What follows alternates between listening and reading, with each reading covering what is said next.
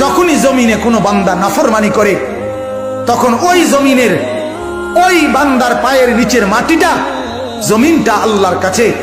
আবেদন করে। সৈয়দ আব্দুল মজিদ নদীম সাহেব রহমতুল্লাহ আলাইহি বলতেন যে এক ভেগে যাওয়া সন্তান মাকে ত্যাগ করে,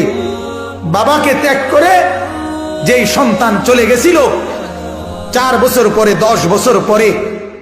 10 বছর পরে সেই সন্তান যদি মার কাছে ফিরে আসে আর চোখের পানি ছেড়ে দিয়া বলে, মা মাফ করে দাও, আমি ভুল করে ফেলছি, সৈয়দ আব্দুল মজিদ নদীম সাহেব বলতেন যে ওই মা ওই সন্তানকে মাফ করতে যদ্দূর দেরি করবে, 90 বছরের ভেগে যাওয়া বান্দা আল্লাহর নাফরমানি করার পরেও 90 বছর পরে যদি একত্রে একদিন এক রাত গভীরে আল্লাহর কাছে চোখের পানি একবার ছেড়ে দেয়, আল্লাহ তাআলা ওই মার আগে রব্বুল এক বড় মাপের আলেম এবং জ্ঞানী গবেষক, উনি বলছেন এক পিঁপড়া সামান্যটুকু খাবার খায়,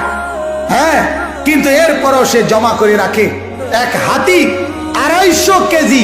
খাবার প্রতিদিন খায়, একদিন 90 লিটার পানি প্রতিদিন খায়। উনি বলছেন কিন্তু কোনদিন হাতি সে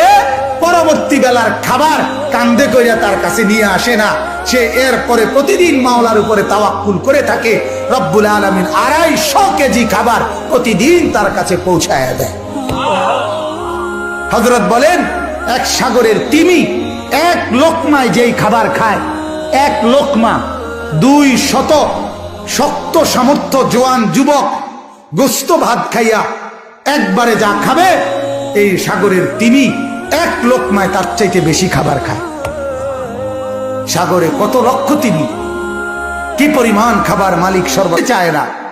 তার সমস্ত দুশ্মনী নামাজের লগে।